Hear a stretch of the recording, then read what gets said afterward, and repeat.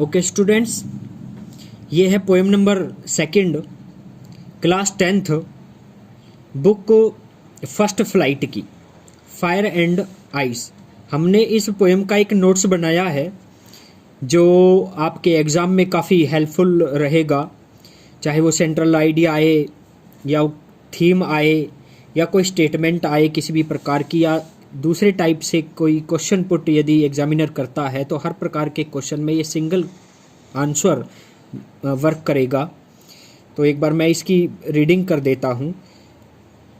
Fire and ice by Robert Frost.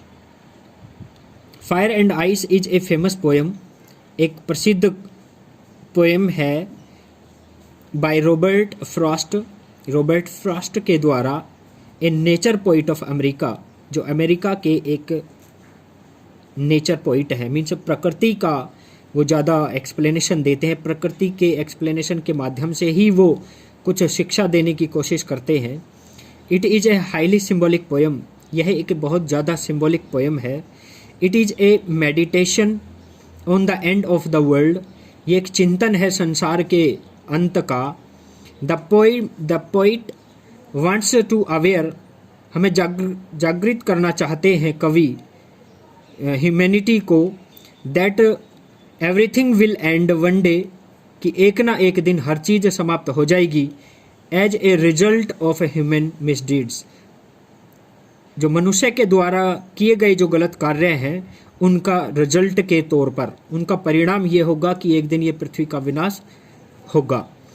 The poet says, कवि कहता है कि both fire and ice are destructive, दोनों ही फायर और आइस दोनों ही विनाशक हैं।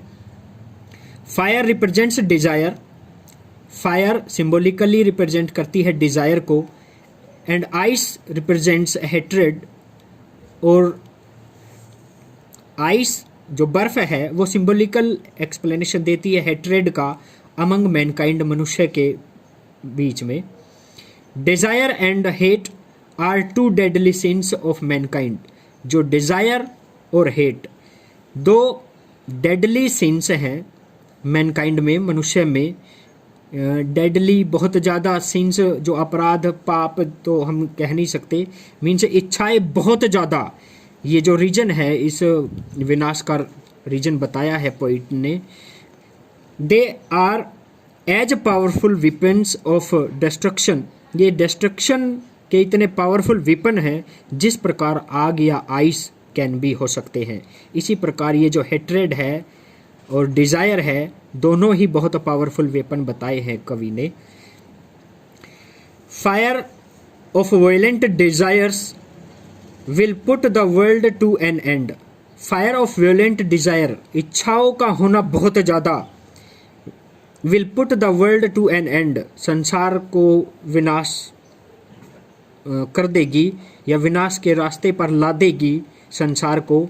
If the world had to perish twice, कवि आगे ये बात कहता है कि यदि संसार को दूसरी बार समाप्त होना है, then it will be perished by the hatred, तो यह समाप्त होगा, पेरिश्ड मीन्स समाप्त होना, विनाश होना, बाय द हेट्रेड, नफरत के कारण, बिटवीन मैन एंड मैन, मनुष्य के बीच में जो नफरत है वो दूसरा कारण बनेगी इस संसार का।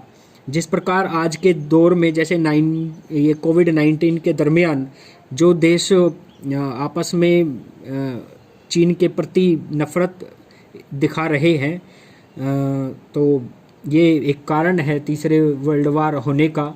तो इसमें हम अपनी तरफ से और भी कुछ ऐड कर सकते हैं, जैसे कि एक सजेशन के तौर पर, जैसे for better life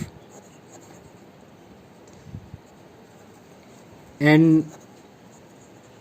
old saying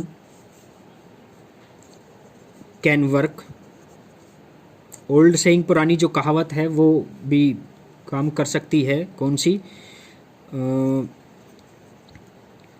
containment is the largest happiness, संतोषम परम सुखम, जैसे संस्कृत में श्लोक है, संतोष ही परम सुख है, contentment is the largest happiness. Okay students, ये एक नोट्स हमने बनाया था पोएम नंबर 2 का, fire and ice. I hope you will like it, so subscribe this channel and like it, comment it. Thank you.